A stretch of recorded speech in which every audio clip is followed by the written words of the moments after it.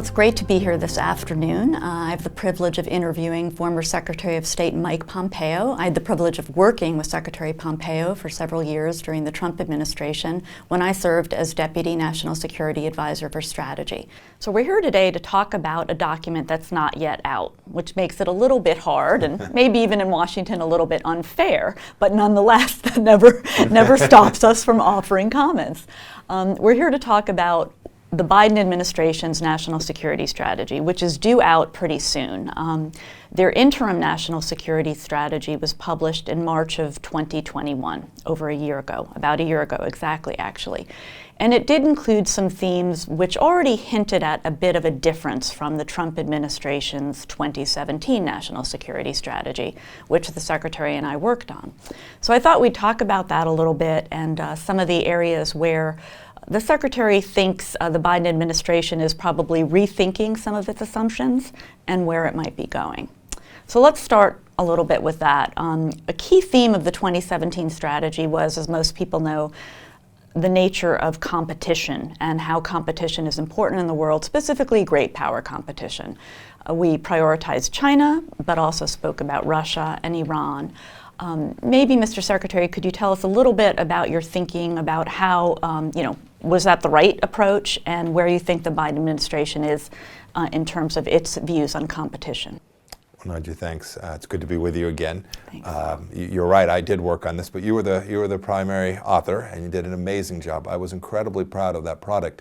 Not only the substance of it, but it was really important. We got it out quickly. Yeah. And this matters as you get 4 years and to wait as long as now the Biden administration has to actually put out their strategy.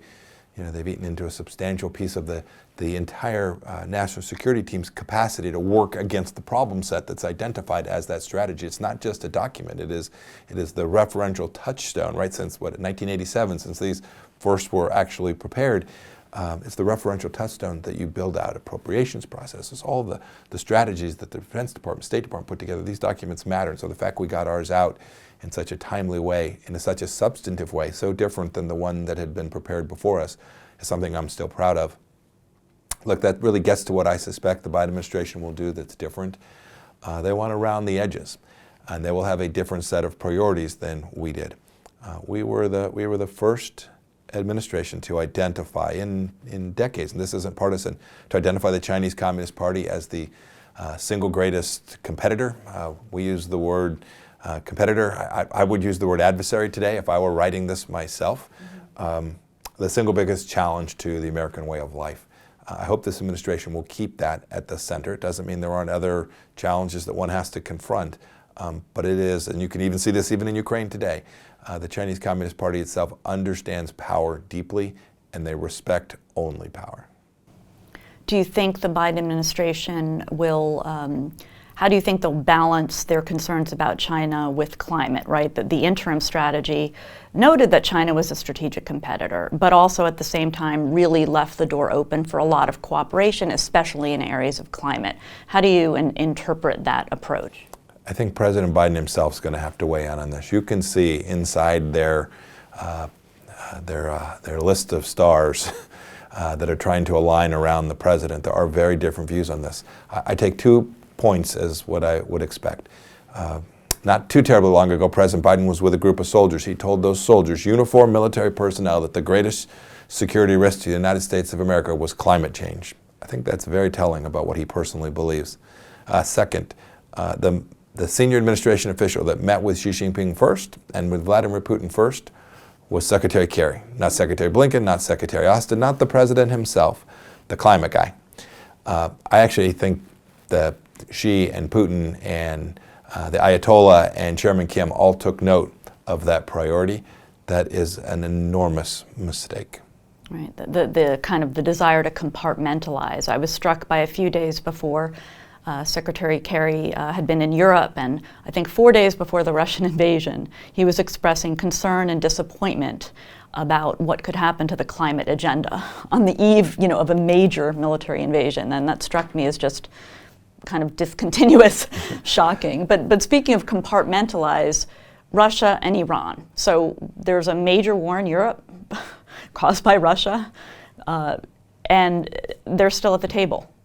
Can you tell me a little bit about what you think about that. Sort of what are they thinking about that? So it'll be interesting to see what they put in their national security strategy about this. They, in their interim document with respect to the Middle East, they took a fundamentally different approach than the Trump administration did, right? Our pillars were this. We had a good, strong security ally in the state of Israel, and we were going to do all the things we needed to do to make sure that connectivity, economic, diplomatic, militarily, was there. Second, we understood Iran was the primary sponsor of terror in the region, the primary force for instability in the region, and so we were going to do our best to deny them resources to foment their terror and to build out their nuclear weapons program.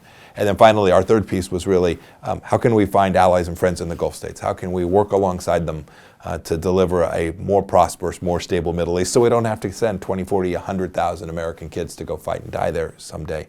Biden administration has flipped the switch. They're sitting at the table today with the Russians. I mean, it's hard to even say that sentence with a straight face. You have Vladimir Putin killing women and children in Ukraine, and sitting to the right of Robert Malley, the American special envoy to Iran, sitting to his right is a Russian guy working ostensibly against somebody on the other side of the table. That's not strategy, that's ignorance. And it is naive and dangerous, most importantly, to the United States. We think about this as a Middle Eastern challenge, but this is a real risk to the United States of America. We will be drawn into a series of cascading security challenges if we don't understand that there is a bright line between authoritarian regimes, dictators, and those of us who believe in the rule of law and sovereign nations. Right. And that actually goes a little bit to your national interest article, which I recently read from January, where you articulated an idea about a strategic kind of strategic defense initiative for the 21st century, where power was really a key part of it, right, was a pillar of it. I think what struck me about the Biden administration's interim guidance was this phrase, leading with diplomacy, right? Disassociated from the underpinnings of power. Diplomacy is a tool, it's just a tool, but it's based on fundamentals of power, whether it's economic, military, or technological, right? As someone whose role was as America's most senior diplomat, one might say, no, it was me, I was all powerful. No, the truth of the matter is it was really good that we had a powerful military behind us. It was even more important that we had a powerful American economy behind us. It was yet again important that American energy was capable of delivering good outcomes for people across the world. Those were the things, those were the tools, the hard power that gave me the opportunity to sit across the table and actually engage in a way that could get a beneficial outcome for the United States of America. To walk away from those, to not be prepared to have that capability so that you can demonstrate your will not to use them, is how good diplomatic outcomes are reached around the world. You can see what happens. I mean, Ukraine is a perfect exemplar. When you have a president who has spent his time talking about things that we won't do, making very clear there are certain limits to American power, when you have a president who apologizes for the United States of America, when you have a president who says we're going to shut down this important American economic tool, right, our capability to deliver mostly natural gas, but crude oil as well around the world at a very affordable price so that people in Nigeria or people in Bulgaria or people in Malaysia can actually turn the lights on affordably in their country or drive their vehicles. Those are destabilizing activities, and the bad guys will see that as weakness and drive a truck through it. My piece was aimed at going back to some of the central ideas that you knew from your time in service as well, about how strength actually delivers really peaceful outcomes for the entire world. And I had a piece of it was conventional, a piece that was talking about the strategy that we wrote in the Trump administration talked about nuclear deterrence as well. What does that model look like when you no longer have just the Soviet Union and the Americans? We did our darndest to get the Chinese weapons tucked under that idea of how do we negotiate to a place where the world doesn't have to sit under nuclear risk. As we watch Vladimir Putin threaten the world with nuclear weapons, we know this is more important than ever. What is your view of arms control on the Chinese? Because you touched upon that in your piece as well.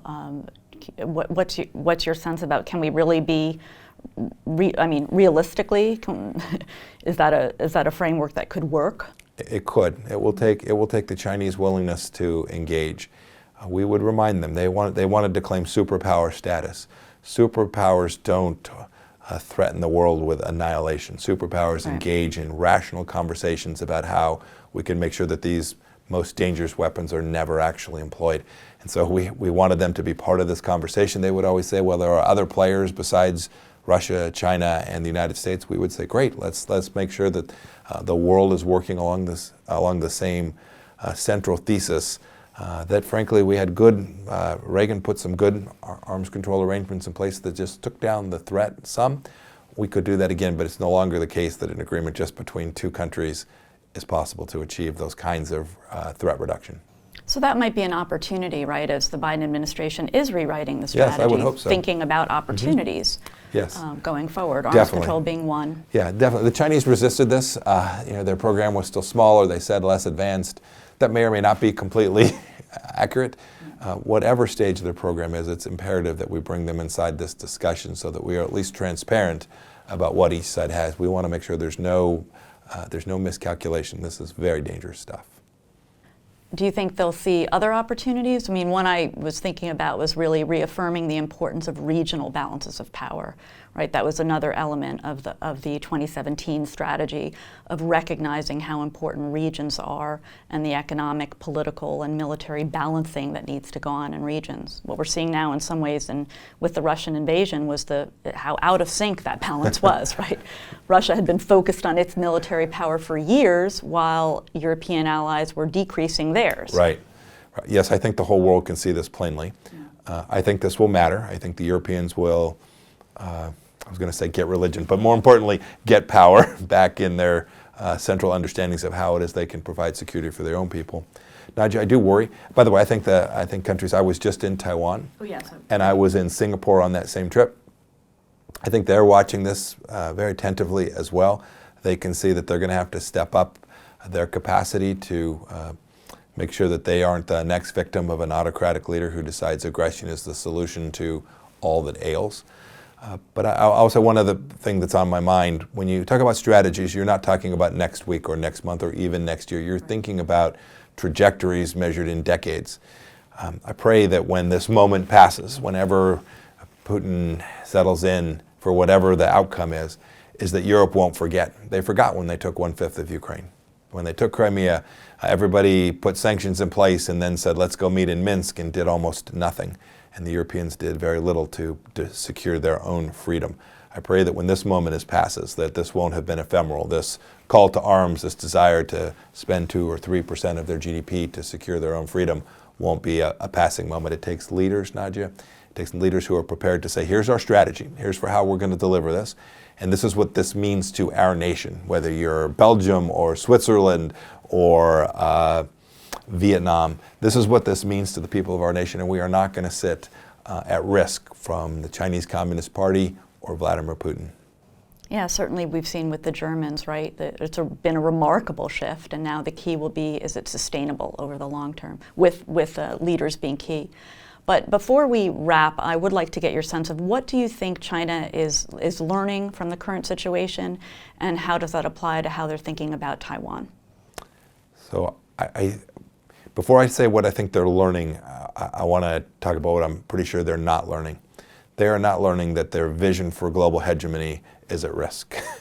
I can't see anything that will cause Xi Jinping to change his vision for being the Middle Kingdom to be this global hegemonic power. I don't think whatever problems Vladimir Putin may be having in conquering Kyiv, I don't think this is going to change Xi Jinping's vision at all. My guess is he's going back to his generals and his admirals and saying, are we really as good as you told me we are?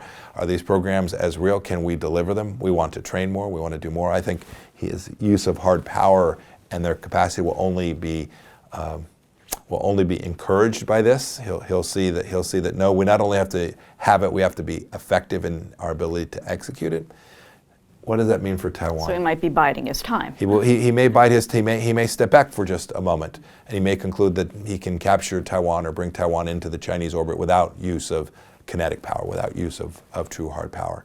But he might not. He might decide to circle an island, to blockade a particular set of activities.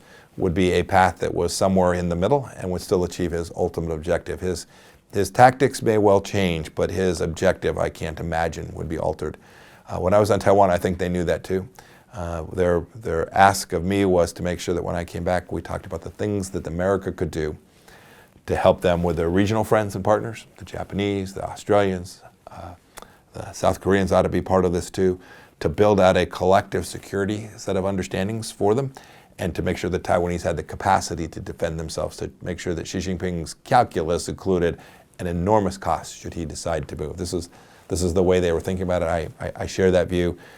We've had this idea of ambiguity for the United States policy in Taiwan for a long time, and we've spoken out of both sides of our mouth. My view is that what we saw in Ukraine was being in the middle is really dangerous. Mm-hmm. Being in an ambiguous place is really, really dangerous. The authoritarians will use that ambiguity against you every time. We ought to acknowledge that Taiwan is an independent nation. It's not part of the Chinese Communist Party. We ought to just acknowledge that simple fact. Everyone will say that it's not, that it is independent, but no one wants to recognize it. We ought to simply do that. I think that would provide the clarity that would reduce risk for the people of Taiwan. That would be interesting to see if the Biden administration will take that to heart in their national security strategy. You would need to be prepared to help the Taiwanese truly defend themselves. Right. And that includes not only weapon systems, it includes intelligence sharing, it includes all the training to make sure they're capable of using them, and then it would mean building out this alliance. Not every Southeast country will say this publicly, but privately they will all say that this demands not American soldiers and sailors and boots on the ground. It means America's know-how and wisdom and a strategic understanding that's prepared to support them when the moment strikes. Right, but that's sustainable. So that is sustainable over the long haul. It doesn't, you can't develop capabilities overnight. No, these are, you've been down this path. These are years long, in some cases decades long when it comes to your nuclear deterrent force, certainly decades long. We're flying airplanes that are 50 years old. We've got ground-based missile systems that are ancient. It is time. Well, as we wrap I'd like to wrap on a high note and just ask you, so what were some of your favorite moments as Secretary, and if you had any advice to give Secretary Blinken, what would that be? Secretary Blinken will find his own way. I don't want to give him any public advice. I was really proud of the work we did to identify the Chinese Communist Party as this central challenge, not just a military challenge, but one that's inside the gates here at home, where we disrupted one of the largest spy operations in the history of the United States being run out of the Chinese consulate in Houston, Texas. We were serious about protecting the American people from the economic predation that they'd engaged in. And while there was still a lot of work to do, I think we changed course there. The Abraham Accords are a historic good thing. They're not going backwards. People in Bahrain, people in the Emirates, people in Israel can say, hey, my life is better because of this.